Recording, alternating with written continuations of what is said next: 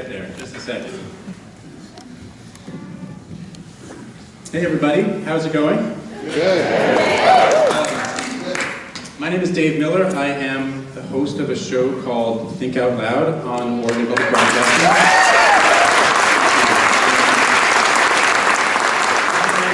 I'm really thrilled to be here, and I'm thrilled to once again to be able to have important conversations actually in front of real people and real passionate people. So thank you for coming out tonight. I want to start by thanking Lower Columbia College for letting us host this event here.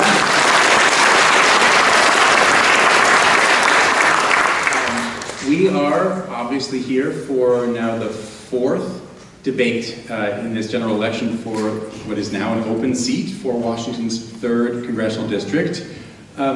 There are a few ground rules for this evening. We don't have a buzzer or an official countdown clock, but it's one of my jobs tonight to ensure equal time for the candidates. I'm going to do my best as we go to make sure that they both get equal time, which may mean that I'll interrupt at some points, and I'll try to do so kindly but firmly. I will be asking the questions for the next 50 minutes or so. I will give each candidate at least one opportunity, maybe two if we have time, to ask a question directly to their opponent. I'll perhaps mention it in those times, but I'll say it now as well, that I'm going to ask if they are actually questions as opposed to statements with a kind of question mark at the end of them. We are recording this debate, and we're not live on the radio right now, but this is going to air tomorrow at noon, and then again for our rebroadcast at 8 p.m., and it'll also be available as a podcast. Because we're recording it, and because we want folks at home, or wherever they're going to listen, to be able to hear what happens, we're going to ask that you all try to be quiet over the next hour, the next 50 minutes. Even if and when you vehemently agree with or vehemently disagree with something that one of the candidates has said. Out of respect for them and for everybody else, both in this room and people who are going to listen as of tomorrow, we ask that you please be quiet. Having said that, after the first 50 minutes, we are going to open this up to about 20 minutes of questions from any of you who want to ask a question. There is a microphone there and there. And the same thing goes for that time. We can talk more about that in 50 minutes, but line up there at the end of this part of the evening. Please be respectful, and please be concise, and please ask a question. That way we can get as many of you to participate as we can. I think that's it for that kind of throat clearing. You also, my guess is you know who these candidates are at this point. So I'm not going to waste your time with long introductions. I will simply say some brief things. Joe Kent is a Republican candidate in this race. He is a retired U.S. Army Green Beret. He grew up in Portland. He lives in Yacolt now. He spent about 20 years in the military. Marie Gluesenkamp-Perez is a Democratic candidate. She grew up in Texas. She lives in Skamania County now. She is the co-owner of an auto repair shop. As I mentioned, our expectation is that you will all be respectful and quiet so everybody can hear these two candidates. But now is the time if you want to let some noise out of your systems. You can once again help me welcome our two candidates.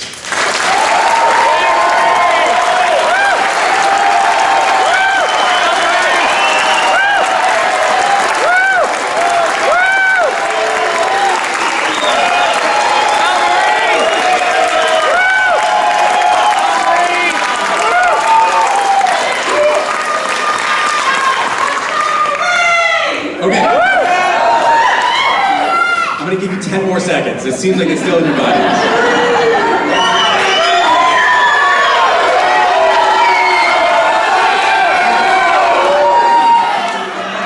Okay. Are we ready? Okay. Just before we started here. I got a coin from a kind member of the audience because I didn't have one in my pocket. Just to flip a coin to figure out who would get the first question, and Perez won the coin toss with heads, right? So the first question will go to you. What do you see as the most important issue that we are facing as a country right now? You know, it's hard to divorce these issues from themselves. I think that in times of economic distress, it puts pressure on people's democratic ideals. You know, if you can't afford to fill up your grocery cart, the sense that your right to health care is really the most important thing, that gets suppressed, right? And so I think that it's hard to untie these things. I think that it is simultaneously the economy, you know, in a downturn economy where crime has increased. And in those circumstances, people are more willing to accept authoritarian regimes and authoritarian ideas. Joe Ken, what do you see as the most important issue facing this country? The economy. Inflation is going to rob every single one of us of 1 month of our pay, if not more. And this inflation is all because of massive amounts of omnibus spending shoved through by the Democrats, and then the Fed continuing to print more and more money. And these policies, the Democrat Party and my opponent endorse. They want to continue to spend massive amounts of money, giving the American people no relief whatsoever. They've killed off our energy sector. Joe Biden did that on day one, and now that the price of the pump just continues to rise. And again, Democrats, my opponent included, they have no solution for this whatsoever. All they're going to do is talk about issues that don't really affect the American people's ability to go out and put food on the table, gas in their tank, and feed their families. We have to start presenting real solutions and end one-party rule in Washington, D.C. That's what I'm here to do. So let's talk about your solutions then, sticking with inflation. What would you do as one member of 435 to curb inflation? So first off, we need to stop this out-of-control spending. In the last Congress, they passed 3 major bills that put $7 trillion additional dollars on the national deficit. The Fed continued to print, and now the dollar is being seriously devalued. So we have to stop this reckless spending, for one. We also have to turn back on U.S. energy. It was a conscientious decision made by Joe Biden to kill off Keystone XL and to stop issuing exploratory drilling permits. So what we need to do is we need to say very plainly to the Biden administration that he will turn back on U.S. energy, and if he does not, then we will defund the government. We will withhold the budget of the federal government. If he's going to choke the American people at the gas pump every day, if he's going to steal 1 month of wages from the American people, we're going to play hardball with him. We can't let one-party rule by Joe Biden, by Nancy Pelosi and Chuck Schumer take away 1 month of wages from the American people and absolutely destroy our economy. So play this through. Let's say that you're able to threaten to shut down the government and you force Joe Biden's hand. What are you saying it would take for you to reopen the government, to vote, to spend money again? Unleash U.S. energy, turn back on Keystone XL, go back to reissuing exploratory drilling permits. The actions that Biden took on day one of his administration absolutely killed off our energy sector. Everybody remembers what energy prices and gas prices were just 2 years ago. It was $1.50 to fill up your gas tank, and grocery prices were absolutely exploding. So we need to say to him, hey, you're not going to do this to working class families like and to the American people. I'm about to give you a chance. The one tool that Congress has is the appropriations process, is the budget process. So we can say, hey, if you're going to do this to the American people, we're not going to fund your budget for all the things that you want. This is the leverage that we have. This is what we're being hired by the American people. Perez. This is just crazy talk. Like, the idea that you can just dictate oil prices, that's not how the economy works. You know, when... This is the beginning of a long evening, and we're going to want to get a chance to have the candidates be heard. So let's go back to this. So, you know, let's be realistic. I mean, oil traded at -$3 a barrel in 2020. No one was going to drill for more oil when oil was trading at negative values. So it's just magical thinking to say that this is, you know, Biden's in his lap. Now, I'm not here to defend Biden. I think there have been mistakes made. I don't think that it's a mistake. I think he's making the right step by continuing to release oil from the strategic reserves. We've got to do things to increase our energy supply. We've also got to be doing things to ease demand, and that looks like policies that are The going to strategic- No, support. we're going to go one at a time, or else this isn't going to work. I say that to both of you, and even more so to our audience. Marie Perez, so you were just explaining why you think Joe Kent's ideas in terms of focusing on domestic oil supply are not right, or shutting down the government for that are not right. What is your idea for tackling inflation? Defunding the government is not going to tackle inflation. The way that we address inflation is that we rebuild our domestic manufacturing. There's a massive workforce shortage right now because we've eviscerated all the trade schools. I'm part of the generation where all of the great trade schools got turned into computer programming schools. And, you know, here's the thing. Plumbers, electricians, carpenters, those are jobs that can't be offshored. That grows our native industry for the next several decades. And so, you know, frankly, both parties have done a terrible job of supporting career education, supporting the trades, supporting small businesses like mine. And it's been coming down the pipe for decades. And so things will not get better if we keep electing extremists that are talking about defunding the government. We need actual small business owners. We need tradespeople. We need people who believe in the nobility of work to restore the dignity to these jobs and support small businesses. You can make all the jobs that you want if you continue to spend money via omnibus spending like she advocates for, and you continue to let the Fed continue to print those dollars. There will be no economy for those people to enter the workforce in. If you keep U.S. energy production shut off and you keep fuel prices high, we won't be able to put gas in the tank for any of those jobs whatsoever. Inflation will continue to rise. The cost of living will continue to rise. And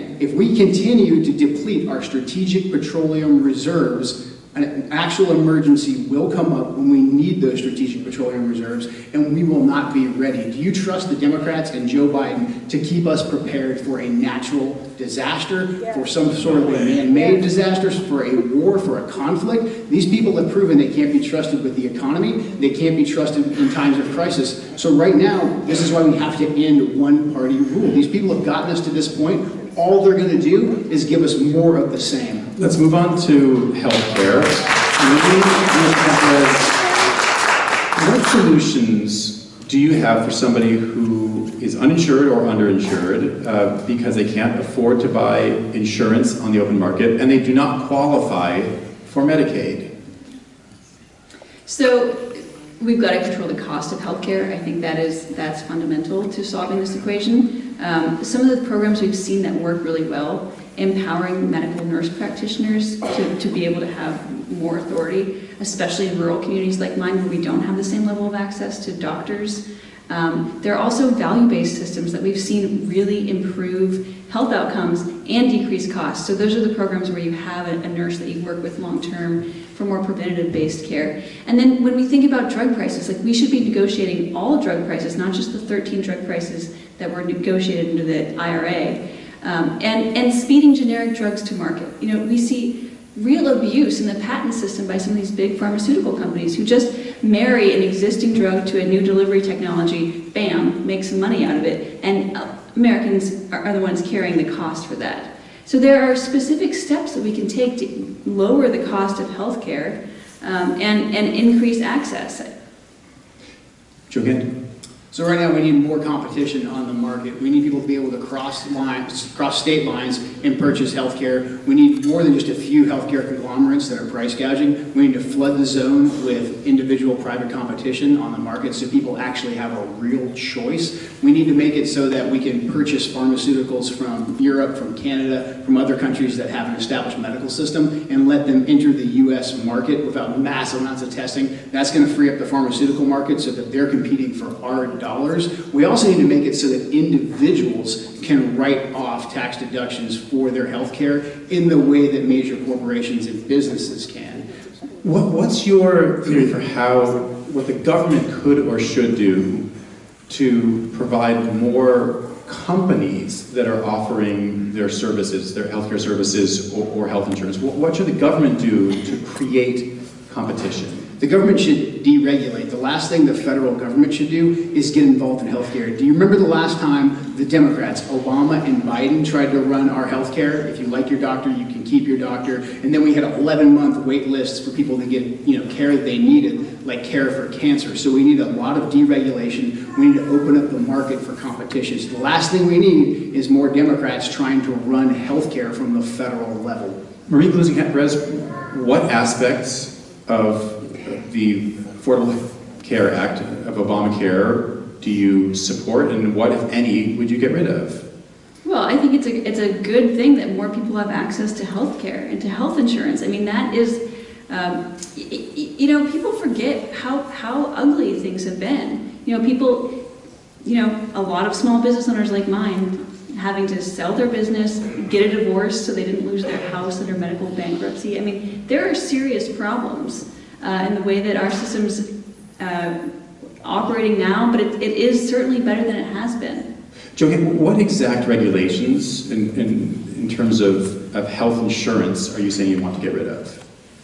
From the federal perspective, I don't want the federal government to regulate anything as far as people having to have this insurance or that insurance. I mean, the Supreme Court, we struck down the individual mandate. I mean, the Obamacare just trying to do one size fits all, top down. That's the problem. The reason why healthcare costs are so expensive is because major pharmaceutical companies and a handful of conglomerates, only a few, they're the ones controlling the prices. We need individual private insurance companies and healthcare companies that are competing on the market, because we the consumer, we succeed when businesses are competing for our dollar. That's what we need to introduce into the healthcare system. You were shaking your head. Well, I mean, we need more medical transparency in the cost of things. Like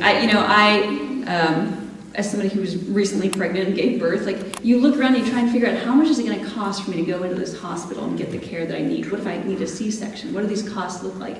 And even though bills have been passed, they haven't been adequately enforced to ensure that there is transparency and what procedures cost across hospitals. Do either of you, Joanne, you can go first, support a single payer option? You can call it Medicare for all, you can call it anything you want, but a government version of basic health care that would be available to compete with the private sector. Not from the federal government, no. If the states want to handle that individually, I think that'd be a good thing for states to do. But from the federal level, I mean, Washington, D.C., every time Washington, D.C. has gotten involved in our healthcare, the healthcare of individuals, they have messed it up. I mean, Obamacare is case in point. If you like your doctor, you can keep your doctor.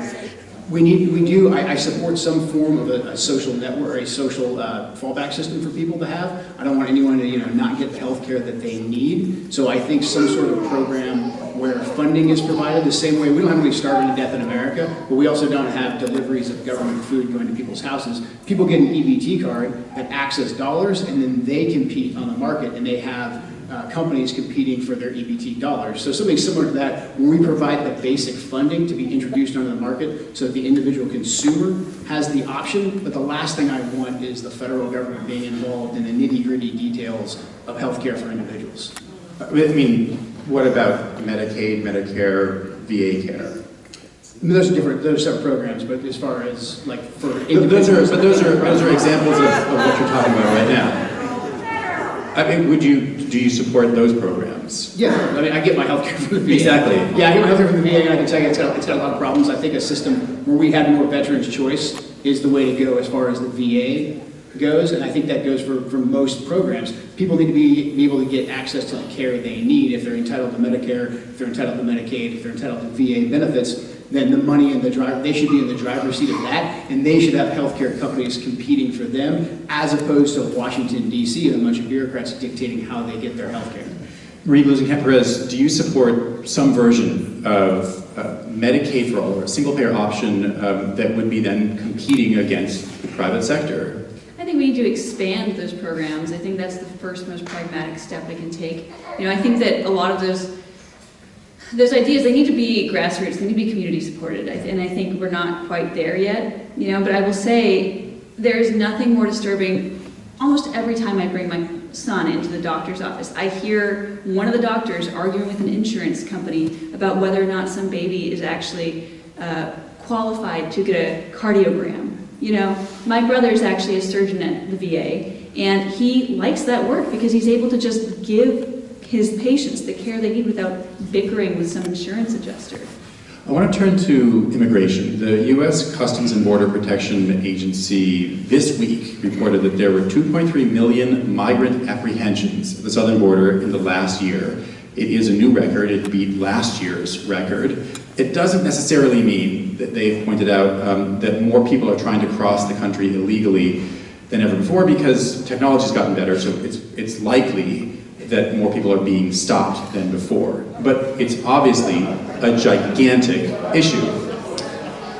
What do you see, Joe Kent first, as the root causes of this migration, this desired migration, and what, if anything, could or should Congress do about those root causes, people coming from Nicaragua, El Salvador, Guatemala, Mexico, wherever?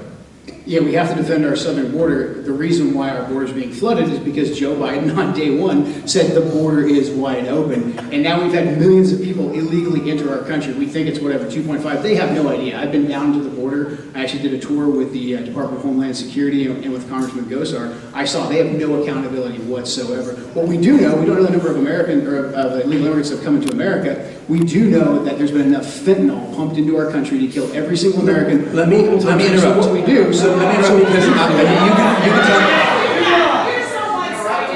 I'm interrupting because I'm interrupting both of them, and I want to focus on the question because I'm not sure that I was getting an answer to this question. I'm going to make sure that So yeah, it's real easy. Build the wall. No. That you're with the military.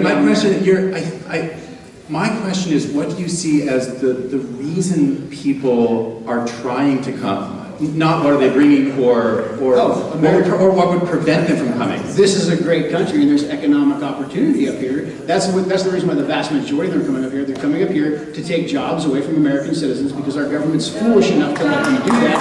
They're coming up here to exploit our social welfare system. They're also coming up here to run fentanyl into this country to target American citizens. The Mexican drug cartels, the Chinese Communist Party are at war with us, and Joe Biden and the Department of Homeland Security are facilitating that flow. So let me ask you this: Do you see a role for Congress to play in getting at the root causes? Clearly, you're talking about ways to prevent people from getting into the country. What I'm wondering is if you see 100%. A role for Congress in making it so people don't have a desire to come in the first place. Make it impossible for illegal immigrants to get a job here. Make it impossible and very clear that if you enter this country illegally, there is no pathway to citizenship for you here.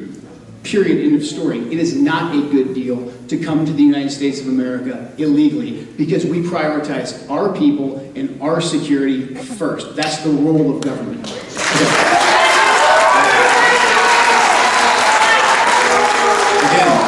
Folks, if you want to be able to hear more of your preferred candidate, if you make less noise, you'll hear more from them.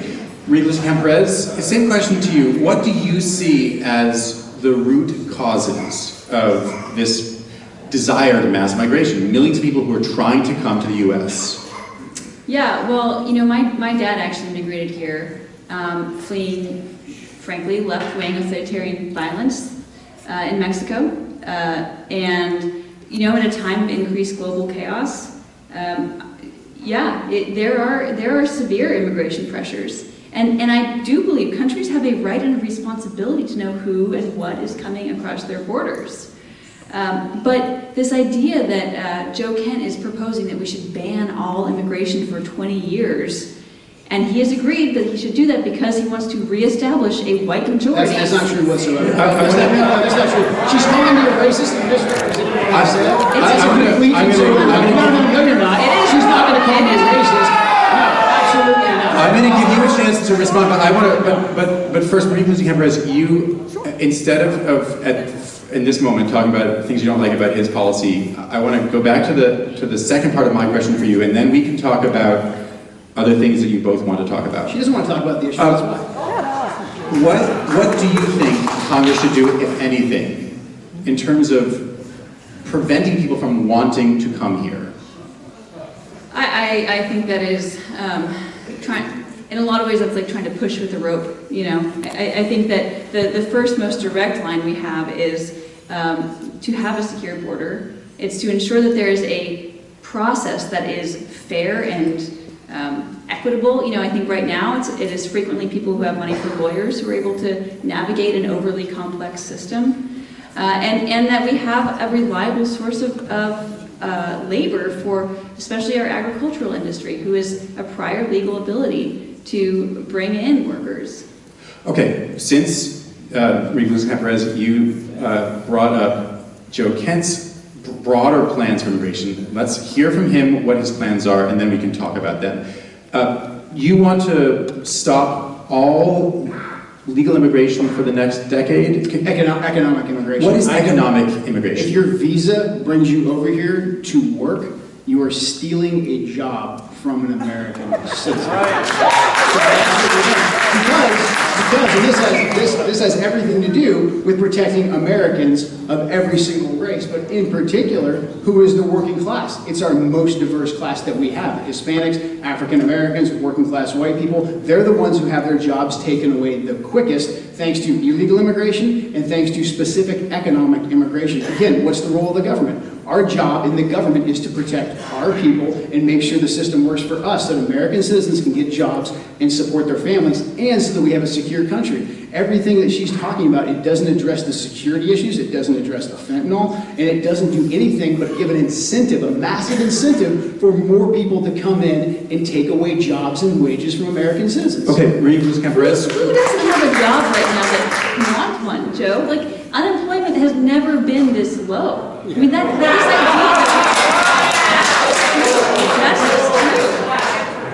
this idea that we are stealing jobs. No, I've had a now hiring sign out for 8 months. I mean, we are hurting.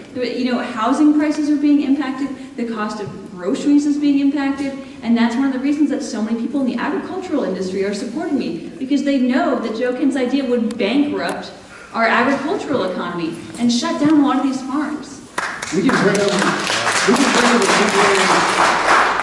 can gradually scale away from it, but we can bring over temporary worker visas, but they can't stay here permanently. The problem with the agricultural visa system is it's exploited, because the immigrants that come over, a lot of them don't leave, and they're given amnesty as part of farm bills. It happened in this last Congress, it continues to happen. So once the people get here, they understand there's an incentive system behind staying here illegally. So if we're going to temporarily bring these people in, I would like to get back to a place in our country where people value work, and they have nothing, they don't think there's anything wrong with doing hard manual labor. I enlisted in the Army when I was 18 to do hard manual labor. I think it's a great thing. We need to bring that culture back, but we also need to make sure that we are setting up the economy to support American working families. It's absolutely That sounds like essential. someone who's never worked on a farm to me. That's what that sounds like. I worked on a farm. I picked cucumbers. I picked tomatoes. Right, so you picked tomatoes. Right, so you did, right? So you're an American citizen, and that was your job to have. That job didn't belong to somebody else.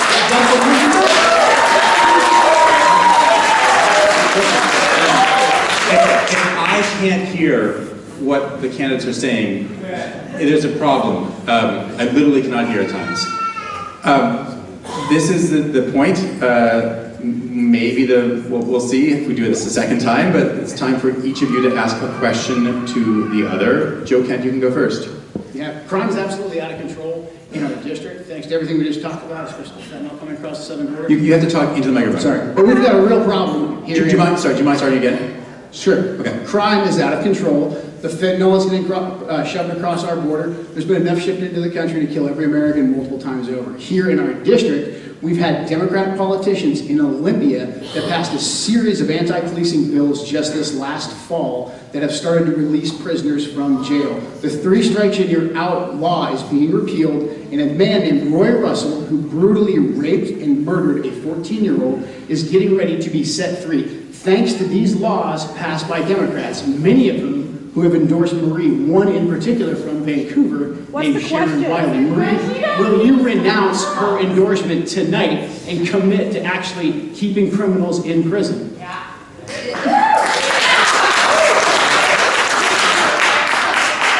What was the question? Pay attention. I can repeat it. No need to repeat it. The question is, will you renounce support from one particular person? The idea that Sharon Wiley is single-handedly responsible for someone being released from prison. I can think someone has a bad idea without thinking. No. You ask the question. Let her answer the question. You know, Let her answer the question. And no, I'm not renouncing Sharon Wiley. I think that's a bad idea, but I'm not renouncing Sharon Wiley. I mean, this is the sort of, it's ironic. I'm not going to talk about Matt Getz right now and your endorsement, but, but crime is a problem. I own an auto repair and machine shop. I know you're all tired of hearing that. I have had my building broken into 4 times this year. It has never happened before, right? So we have got to start fully funding our police departments. There are 39 vacancies in the Clark County Sheriff's Department right now. And Joe Kent's plan to defund the FBI, defund the DOJ, that's not going to fix those problems. It's going to make them worse. I really like it when the police show up. All right, Marie Perez, your turn to ask Joe Kent a question. Yeah, so Joe, you were on video already saying that you would like to defund the FBI. You're also on video saying that you are going to defund state police departments, stop federal grant dollars going to state law enforcement if they don't enforce laws to your liking. If you had to vote today, would you fund law enforcement in our state? With Jay Inslee in charge and Bob Ferguson in charge, I would not allow federal taxpayer dollars to go to the people that run Seattle, the Chaz, and have basically let crime run free. What I would do with those federal law enforcement dollars is I would give them to sheriffs, because sheriffs are elected. Sheriffs, and we the people get to hold the sheriffs accountable, as opposed to just taking billions of dollars and giving it to people like Jay Inslee, like Kate Brown, so we can have Seattle to our north with the Chaz, and we can have Antifa stand in Portland, Marie's friends in Antifa, and we can have light rail that Marie supports, pumping them across the district. I mean, we need to actually hold these sanctuary cities and these sanctuary governors accountable. And how do we do that? We do that by controlling the federal purse strings. We do that by giving money to sheriffs, because sheriffs are accountable to the people. Let's turn to another issue. And Marie Perez, it's your turn to take this first. How would you approach abortion rights as a member of Congress? Well, we need to codify Roe into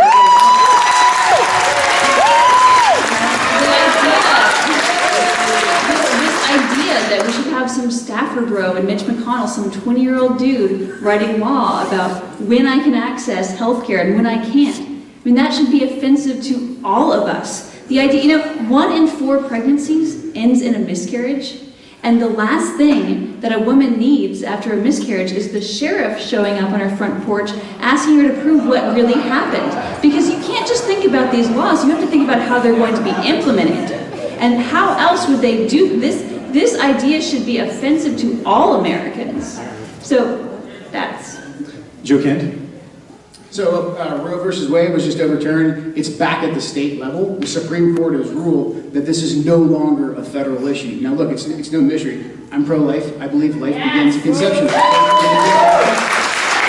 I pray that abortion ends every day. I want to have an actual culture of life that takes care of children and mothers throughout their entire life until they're 18 years old. But look, and I get it, abortion is a hot button issue. It's controversial and we should rigorously debate it. However, there is nothing more extreme right now than where the Democrat Party and where Marie Perez is. They believe that an abortion can take place up to the 9th month of pregnancy. And that position is too radical for most people. You're right. I forgot they also wanted to be funded by the taxpayers. So, and that position's on par with North Korea and China. Most even European countries, they don't support that. So it's at the federal. It's away from the federal hands. It's in the states' hands. Last month, Lindsey Graham introduced a bill that would ban abortion at 15 weeks. That was in the Senate. Would you vote for that ban if it were in the House? I think it's a waste of time because the Supreme Court's just going to rebuke us. Now, if I'm put on the record and that bill makes it to the floor, I'm always going to vote for life. I am pro-life, 100%. But it would mostly be performative. That's what I feel like this is right now, because the Supreme Court's just going to come and say, hey, what did we just say? We just said it's with the court. Because right now, the only thing they want to talk about is abortion. Even though it's not even an issue at the federal level right now. It's a state issue. And until we flip the House in Olympia and get rid of Jay Inslee, it's not an issue in Washington State. It is surreal to hear him talk about abortion rights as performative. I mean, really, a dude would say that, you know? So you support women's rights? I'm confused. Of course not. Of course not. You know, yeah, and to talk about abortion rights as performative. I mean, this is ridiculous. You know, and it is so un-American.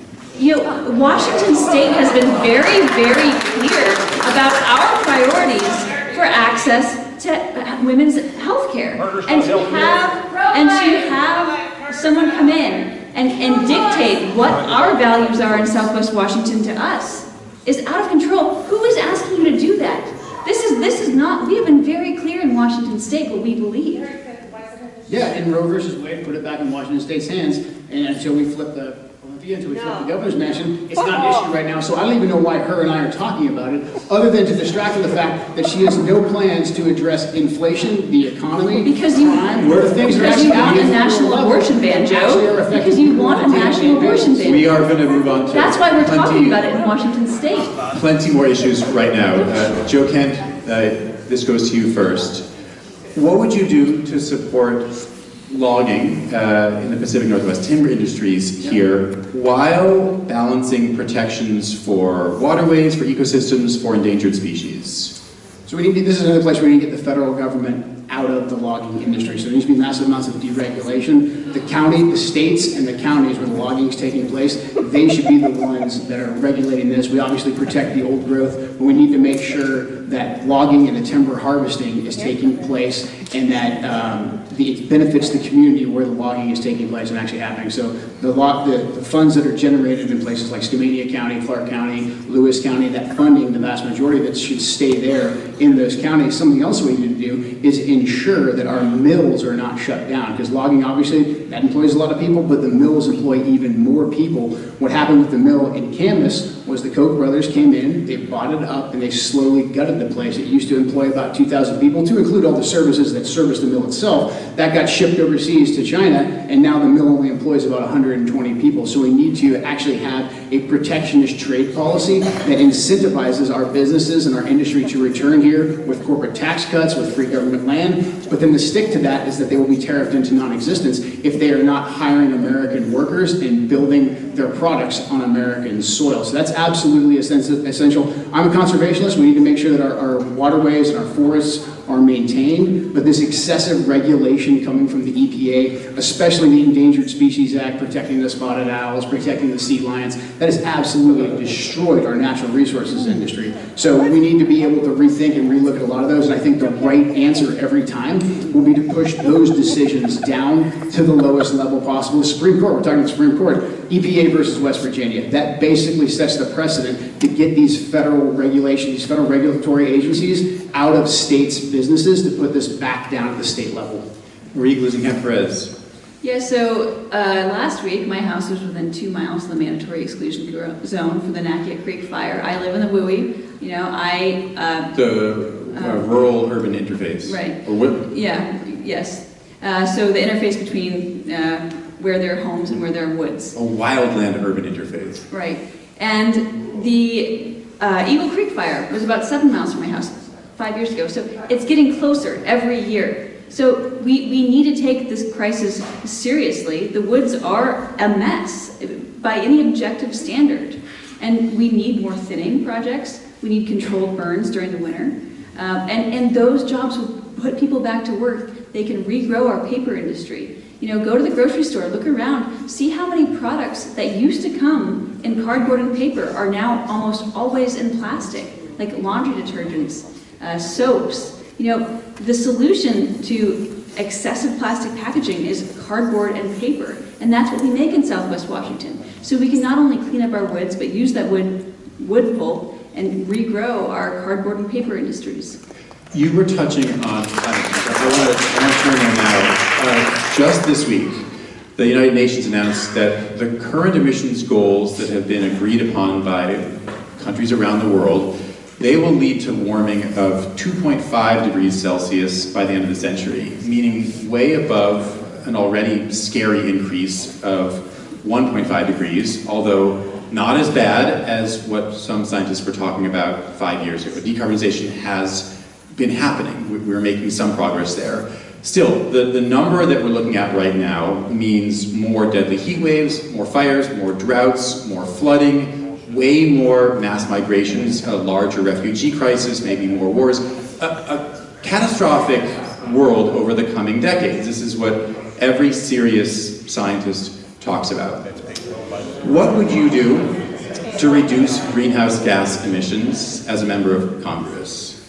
Well, a lot of that is reshoring. I mean, that actually goes a long ways in reducing emissions from transportation. I mean, that, the emissions that barging create, I mean, that generates a lot. And so by reshoring American manufacturing, that really does go a long way to address emissions globally. And I think we also need to take very seriously,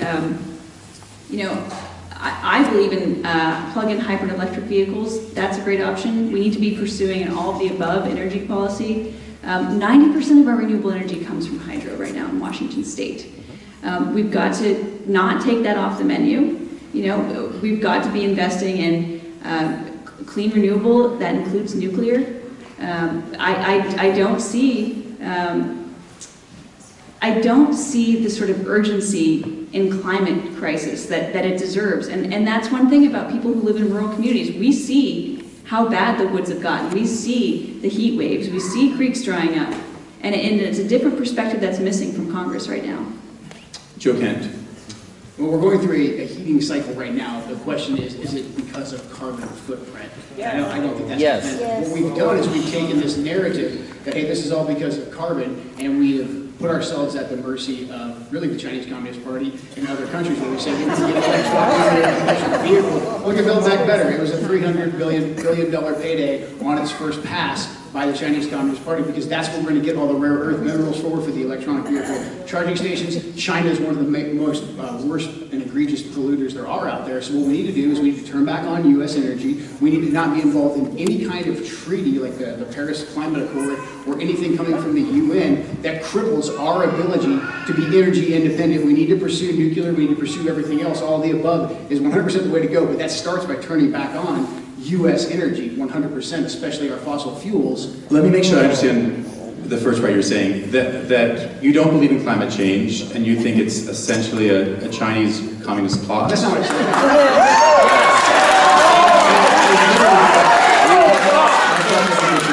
That was cute, but that's not what I said.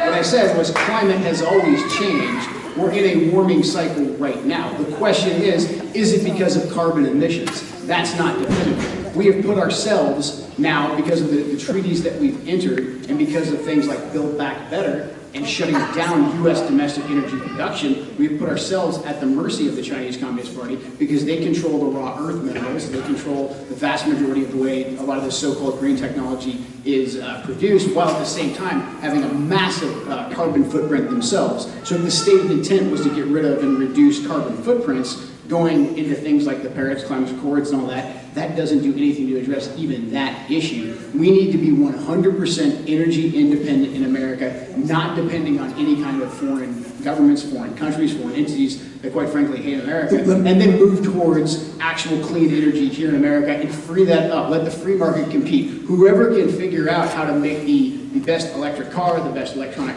charging stations, the best solar, the best wind, they're going to be very, very wealthy. The free market will gradually take care of that if there is a demand. You've both mentioned nuclear as one of the options that you'd like to see more of. Would both of you, would either of you be okay with a new nuclear power plant in this district? Perez first. Well, we have a lot of hydro here, I don't know if you've noticed, so I'm not sure that this is where we need more power generation in Washington State. We're actually an exporter of energy. Is that a no? I mean, that's up for that is a conversation for the community to decide. But what we do need is federal funding for developing more safe nuclear storage, more small reactors. So this idea that the free market is going to come in and swoop and invest billions of dollars. I mean, that doesn't happen that way, Joe. It is a public-private partnership. That's how our national labs were founded. That's who built our dams. Joe Kent, would you support a nuclear power plant in this district? not mandated by the federal government. The people of the district should vote on that. That should be something the states would handle, and if there's a demand for it there. I think we could probably, if we need to bring in more nuclear power throughout the country, I think there are states that would, compete for that and want that. If the people in the 3rd district vote for it, then I would support it. I want to turn to election laws.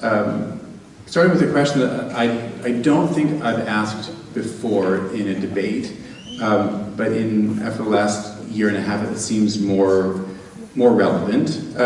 Marie Glusenkamp-Perez, I think it's your turn to answer the question first. What would it take for you to accept that you had lost this election? Math.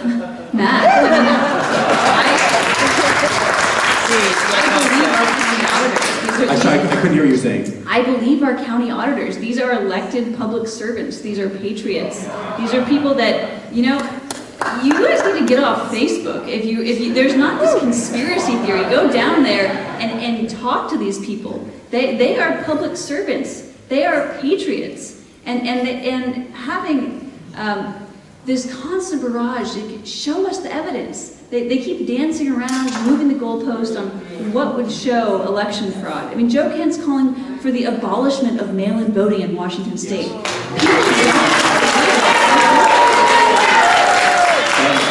Joe Kent, what would it take for you to accept that you had lost this election? I'll accept the results. I'll accept the results, and I will continue to push for full forensic audits. Like I'm part of the lawsuit that sued the state of Washington, Jay Inslee, for a full forensic audit. We basically just want to see where our ballots were. And I think that's a very reasonable request for citizens to make. And you know what? I won the primary in August. That's why I'm sitting here right now. And I'd be more than happy if we went down to the county auditor's office in every single county throughout the district and did an audit. I'm fine with that too. As a matter of fact, I encourage that. I do want to get rid of the paper audit. We tried, trust me.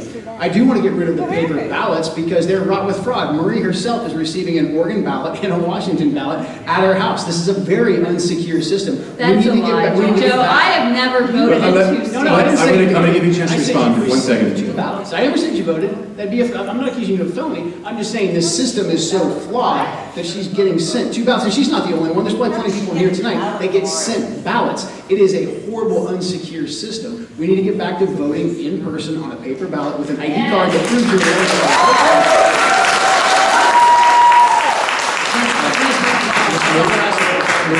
Perez, let me give you a chance to respond. Yeah, I mean, talk to anybody that actually works for a living and does.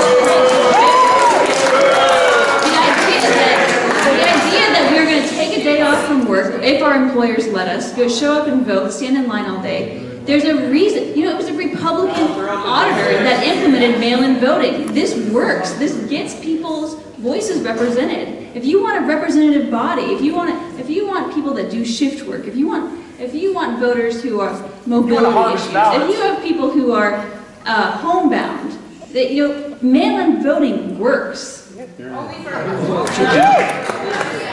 So it's pretty sad and unfortunate, Marie, especially because you said your brother works for the VA, that you consider people who served their country, especially for 20 years, did 11 combats, as not working. I think that's pretty insulting to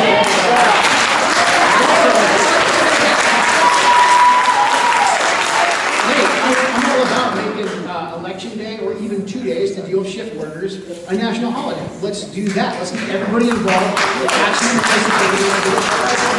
It needs to be a transparent process. The problem that we have right now is that you have probably, 75-80% of Republicans who think that 2020 had major issues, major fraud. You have 45-50% of independents who believe the exact same thing. So we've got a lot of Americans right now who don't trust our system. So why wouldn't the government simply open up the books and be transparent? That's all we're asking for.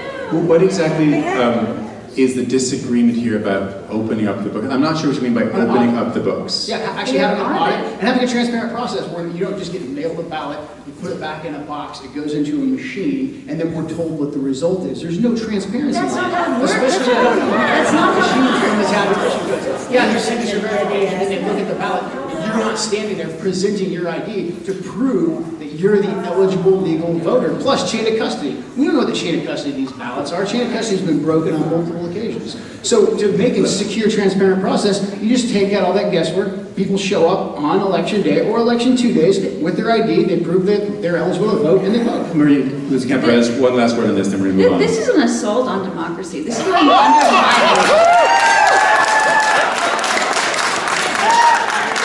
Transparency is an assault on our democracy. Let's move on to a very related question, and I think, Joe Kent, you'll get this first. How do you describe what happened on January 6th, 2021? A constitutionally appointed process to adjudicate discrepancies in the election was disrupted by a riot.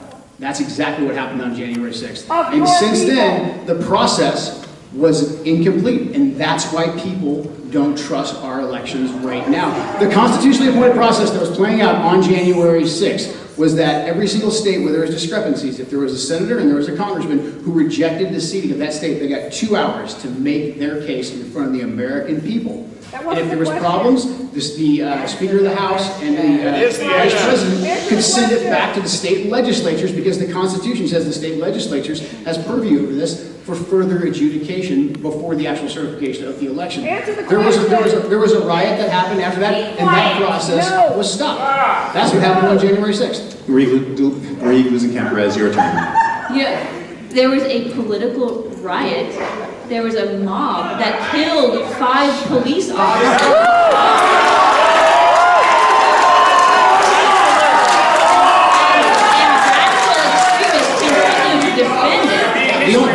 There was only one person killed on January 6th, and that was Ashley Babbitt. She was an unarmed protester shot by the Capitol Police. That's it.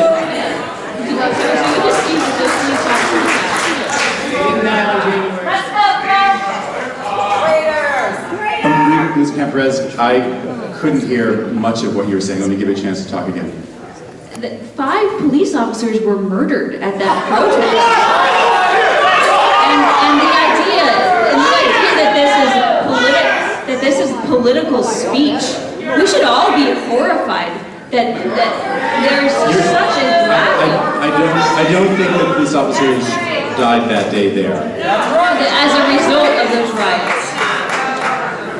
That's the problem. Now we have this narrative where it's, hey, this one side of the aisle, they assaulted the democracy, they killed 5 people, and now that is justifying the national security state coming in, depriving people of their civil liberties. That's pushing all of this division in our country. People calling their fellow Americans traitors. Listen, I gave you a long time to talk about this. I want to go back. So, what do you see, Marie-Louise Perez, as the ramifications of January 6th? Well, I think that in 2020, radical extremists decided to try to use brute force to overturn an election. There was a stage 2. And now they're assaulting the ideas, the spirit of elections, the integrity of our ballots, to try and steal it in a political coup. And we should be we are entirely too sanguine about this. I mean, take these people seriously. When they say that they want to overturn our elections, take them seriously. I want to go back to arguments for why each of you think you should be the next representative for this district, with a focus on people who didn't vote for you in the primary. A little more than 49,000 people voted for Jamie Herrera Butler. Marie-Louise Perez, you can go first on this one. What would you say directly to those voters? Because, frankly speaking, those are the voters who each of you needs to win over to win. What would you say to those voters for why they should select you this time? Yeah, you know, we were outspent 40-1 in the primary, and the idea is Congress does not look like America right now. We have got to do a better job of electing people who work for a living, people who run small businesses, who work in the trades, and there is only one moderate on the ballot. You know, my opponent has not been endorsed by any of the federally elected Republicans in our state, not by Jamie Herrera Butler, but not by Dan Newhouse, not by Kathy McMorris Rogers. He is going to Congress to join a clique of Twitter celebrities, not to serve our district. You know, we have got to start electing people who believe in working in the middle, who believe in delivering results. I mean, Joe Kent wants to break things. I fix things. What is your pitch to these 49,000 people in this district who voted for the soon-to-be former incumbent? So Marie said, I want to destroy things, I want to break things. She's right. I want to destroy and break one-party rule in Washington, D.C. So Marie has a handful of great, nice anecdotes about where she lives and what she does for a living. But the bottom line is, she is not a different kind of Democrat. She's more of the same. You heard her policies. She wants to open borders. She wants to send judges down there to expedite illegal immigrants coming into our country. She refused to reject the endorsement of Democrats that are letting criminals out of jails. You heard her spending plans. She wants to continue to spend with these massive omnibus bills and continue to let the Fed print money. This is what's driving the cycle of inflation. No plan to turn back on U.S. energy. So the question is, can you afford 2 more years of one-party rule in Washington, D.C.? It's very simple. Do you trust Joe Biden, Nancy Pelosi, Chuck Schumer, and these Democrats, Jay Inslee, to continue to run our lives for the next 2 years? We have to put an end to one-party rule in Washington, D.C. I've served this country my entire adult life at the most elite levels of our special operations community and intelligence community, and it would be an absolute honor for me to take that fight and to continue my service back in Washington, D.C. to end the stranglehold of one-party rule. Yes.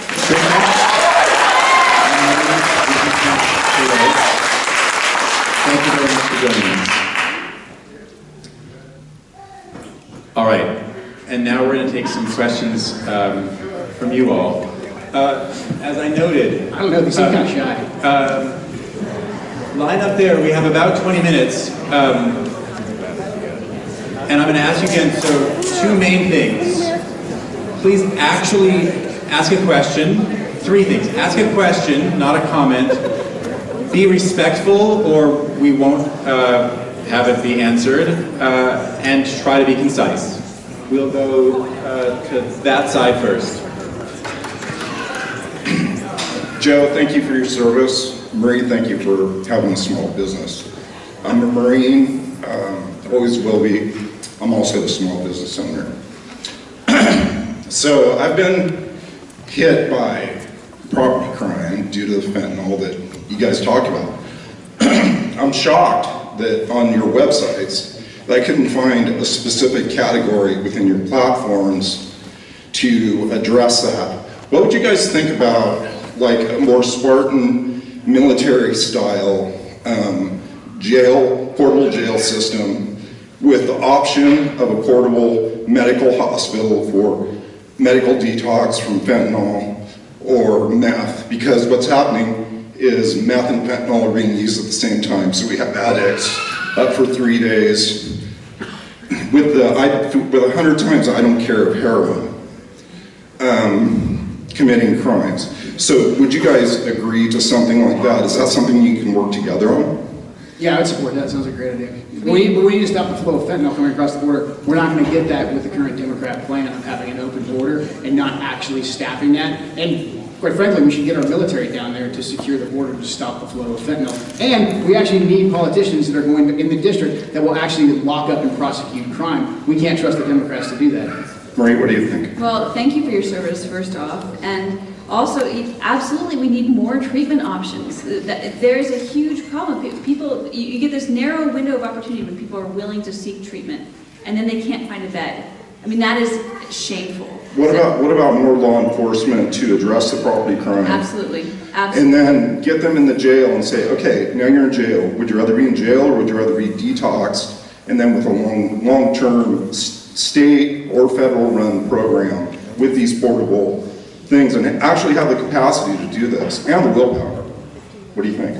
It's a fantastic idea. The problem is, from the federal level, we could definitely do that. We could fund it. The problem is, those people will still be in the jurisdiction of the Democrats in Olympia. So we need to flip the House in Olympia But I would Are you guys working together or I would not? fully I'm trying to support figure that out. I would fully support, look, we need to get the Democrats to actually commit to law and order. What did they do last fall? We saw the bills that they passed. They basically tied the police's hands behind their back. They basically decriminalized these drugs. There's a reason why these people don't get sent to jail in the first place or forced to detox. Plus, all the money that's getting spent right now, it just incentivizes these people to stay in the system because that's how these guys make, that's how these corporations, these companies make their money. All right, I want to get more questions in, so not just one person. Please go ahead. Yeah, I'd like a simple yes or no from you, Marie, if you support gender-affirming care and abortion up to 38 weeks. It's a simple yes or no. Will you answer the people of the 3rd District tonight if you support abortion up to 38 weeks and gender-affirming care for minors under the age of 18? So, I mean, the definition of gender... It's a yes or no question. That is a nuanced Do you question. support gender-affirming care for children under the age of 18? Yes or no? You've asked the question, let's let her answer it. I need to know what you mean by that. Puberty blockers, sterilization. That is the choice of a family to make. Yes. It's not the role of the government. Do you support it? Yes or no? If it's what the family believes in, the government should not be in everyone's life for every issue. On this side again. Oh man, there's so much I want to say. Well, choose the best thing. Okay, Joe, you used the term "we the people." Well, let me point out, we the people elected Jay Inslee, we elected Joe Biden, we elected thinking, honorable congresspeople from our district, Jolene Unseld, Julia Butler Hansen, and Jamie Herrera Putler. Why should I vote for a radical extremist like you? If you're listening to me talk tonight, I'm not a radical extremist by any means. There's nothing more extreme than what you just said, recommending that we allow children to be chemically castrated or mutilated.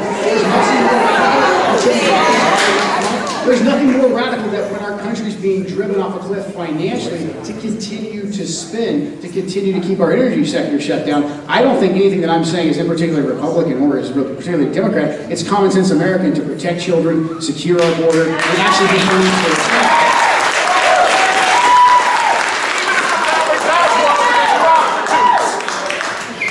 Go ahead. Marie, is this your first time running for office? And if not, what position did you previously run for? Yeah, thanks. So I ran for county commission in 2016 in Skamania County. Knocked almost every door in Skamania County, learned a lot. Learned about what it means to listen to people, to understand the needs of your community. I ran for PUD.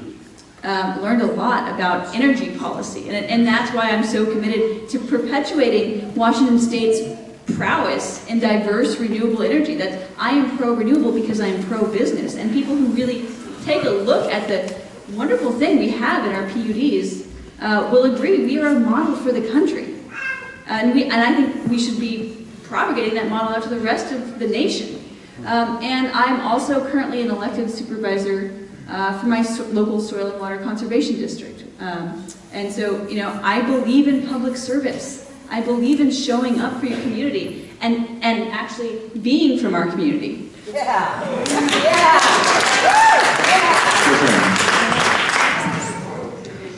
Marie, do you support biological males competing in biological female sports?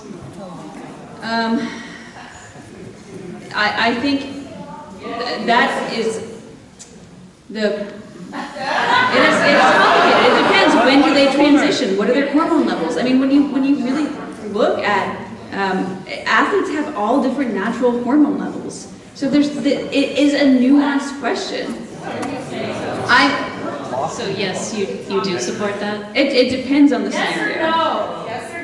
But we're faced with situations where it's either a yes or no. Either the biological male competes or the biological male does not compete with women. And so we have to make that decision. Yeah, I don't think you're understanding the nuance of these issues. Can you explain it? What about people who are born like both genders? I mean, that's a real thing. I'm sorry? Can someone help me What locate the extremist? What percentage?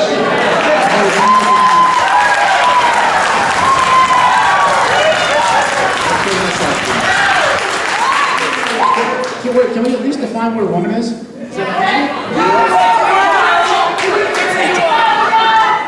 an issue, apparently. You know, it's ironic because you spend so much time talking about these clickbait politics and then dancing around the real issues of do we have Protecting our secure daughters is not elections? clickbait. You know, let's fix Social Security. Let's fix the Yes. environment for small businesses. Yes.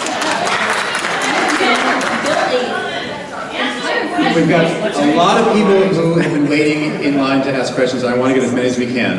Clearly, we're not going to go much further in a productive way for this question. So my question is not about fentanyl, it's about marijuana. 65–70% of people believe in legalization. Safe banking has yet to pass Congress. I'm asking both of you tonight, what are your views on marijuana? Do you believe it should be legalized, and do you support safe banking? So marijuana is legal here in Washington State, so I think the states have the purview to do that. So it being safe, it being legal in Washington State, that's fine. But we shouldn't, from the federal perspective, be dictating what other states do. At the same time, it's a waste of everybody's time and money for the federal government to go and prosecute people for marijuana. So I don't see why we prevent people that are doing illegal business in a state like Washington. If you have a legal business, you shouldn't have an issue getting access to the banking system. Legalization of marijuana makes sense. I am concerned about the levels of THC. I mean, we're not, again, there is nuance here, right? I mean, some of this marijuana is like really pretty strong stuff, and I think it's important to understand the impacts of that on our community. But it is a waste of resources to be prosecuting nonviolent marijuana offenses. So puberty blockers are okay with THC, we gotta check that out. And similarly, it's a mistake to not have these industries bankable. When you have a lot of cash around, obviously that's going to attract crime and put everybody at risk. So yes, there should be available banking systems. Your turn. Mr. Kent, this is for you. So NASA, I think we can all agree landing on the moon was pretty awesome. Right now, NASA has about a dozen satellites and teams monitoring climate change. They consider it real. Could you maybe look at what NASA says on these kind of things? That's not true. I'm more than happy to look at it. Awesome. Thank you. Your turn. So you're both going to be on the federal level.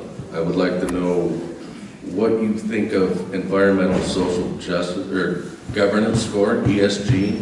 Can you explain that to the crowd and explain what it actually is? Can you repeat that? I'm sorry? Can you repeat that question? I still didn't hear you. I apologize. Could you please repeat that? We couldn't hear your question. ESG scores, which is being implemented by BlackRock, Vanguard onto corporations to where they need to show what they're doing environmentally, right? And then socially, social justice, and then governance. So governance would be, let's say, did you force your employees to get the vaccine? Did you force your employees to wear the mask? Are you following governance order? You know, kind of similar to what the Chinese have for a social credit system. But they're skipping our Constitution and these major institutions that have everybody's investments, retirement investments, trillions of dollars.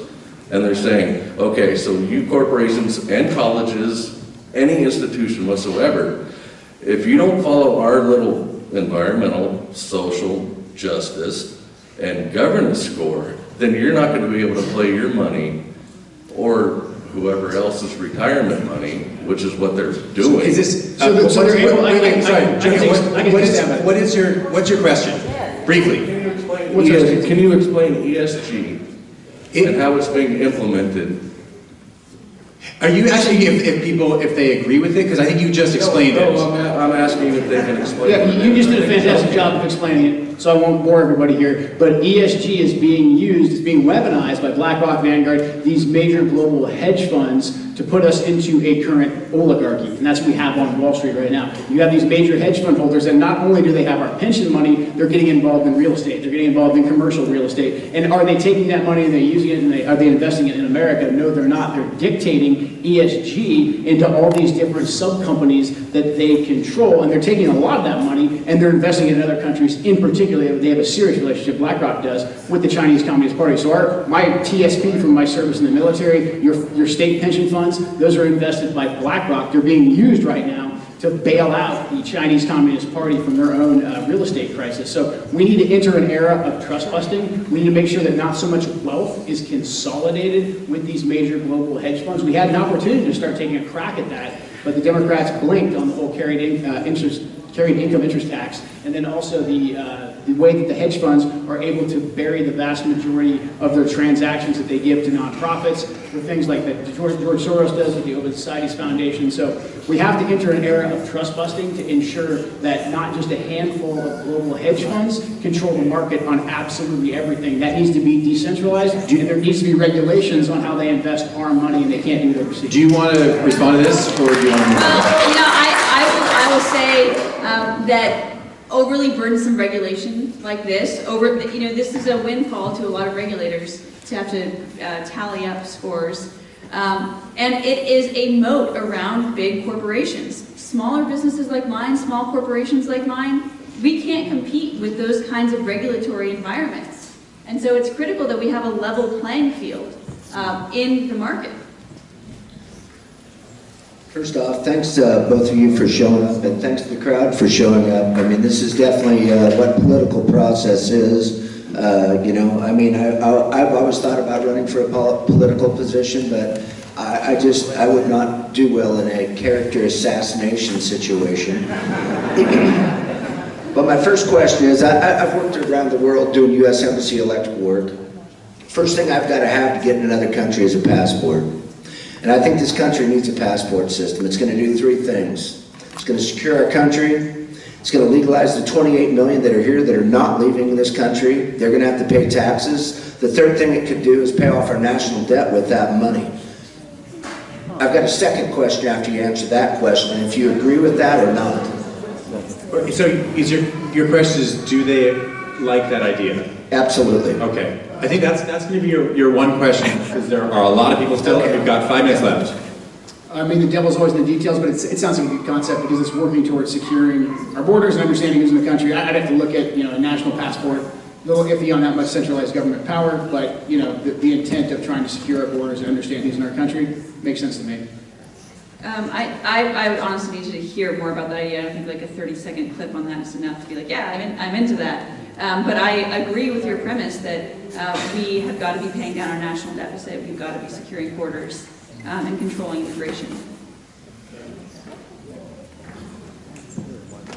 So I've heard a lot about election security, and the question that I have is if either of you has watched the video that was put out by the Clark County Auditor's Office that describes all of the processes for our elections in Clark County, and if not, what do you perceive as the process in the Clark County Auditor's Office? What happens? Who knows? Yeah, so the chain of custody is very clear, and I have not seen that video. I've seen similar videos.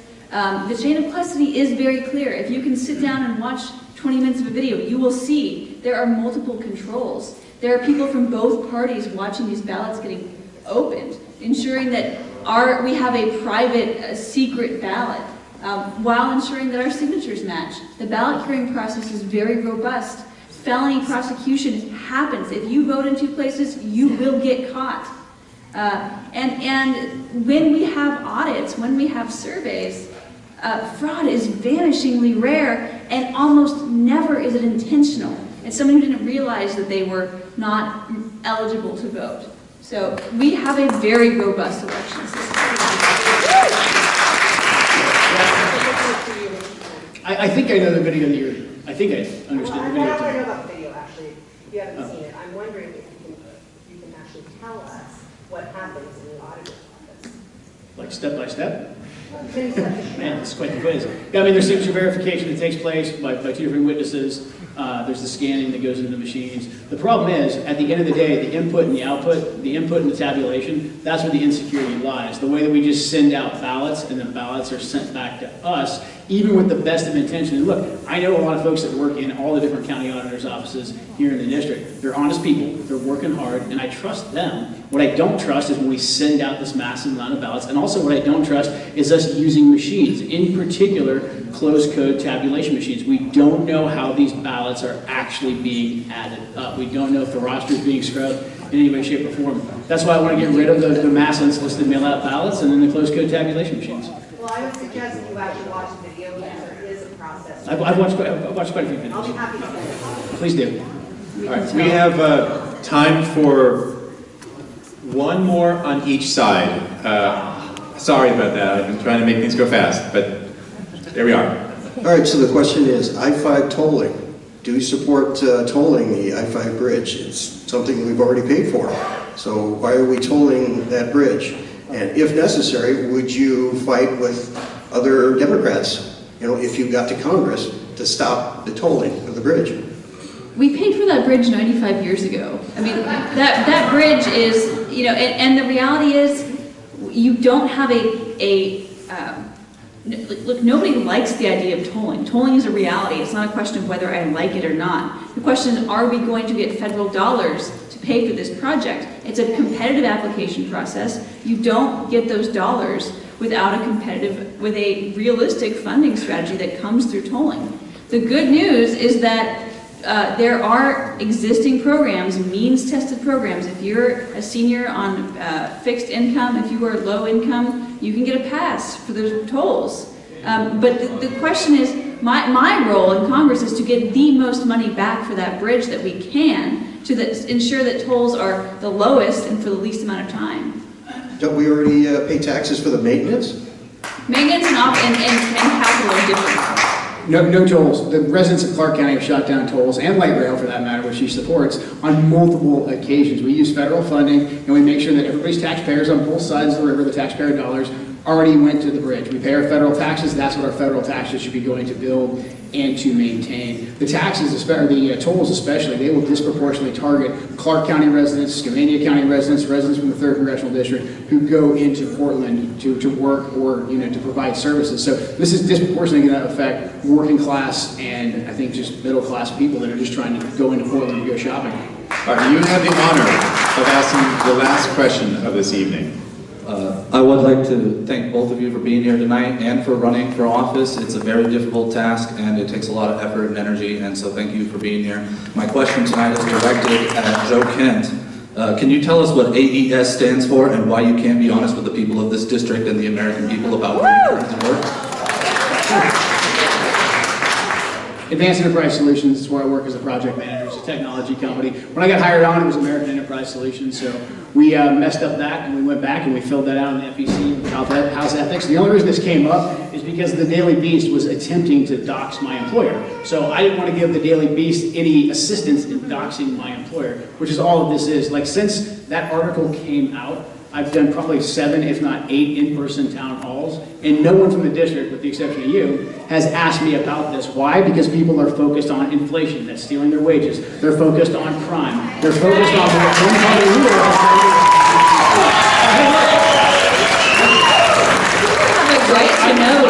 I have met and will continue to meet all my filing requirements. I am releasing 3 years of my tax returns if people have any questions. I honorably served this country for over 20 years. All that's public record. That can be made publicly available. If you need a copy, I'll give it to you. I think our resumes very, very much do matter. So compare resumes and make your own assessment. And the question is not whether you were paid, it was who is paying you and who is paying you to run and defeat Jamie Herrera Butler and defeat me. That's the question. And it is not that hard for people to show that they work for a living. That you show us your emails, but your own staff has said that you had a phantom No, job. this was an effort made by a left-wing publication, the Daily Beast, to do what they always do. They throw things at me, they don't stick, then they start targeting the people around me. They're currently in the process of attempting to dox my employer, who's a private citizen, who owns a private company that employs quite a few people, pays their salaries, myself included. I work at least 20 to 30, sometimes even more hours. I do it all hours of the day and night because it's remote tech work. Now look, I've got a wide portfolio of jobs I've done, everything from digging trenches as a private in the infantry, all the way up to being a program manager for a tech company. So again, look at her resume, look at mine, make your own assessment. That's right.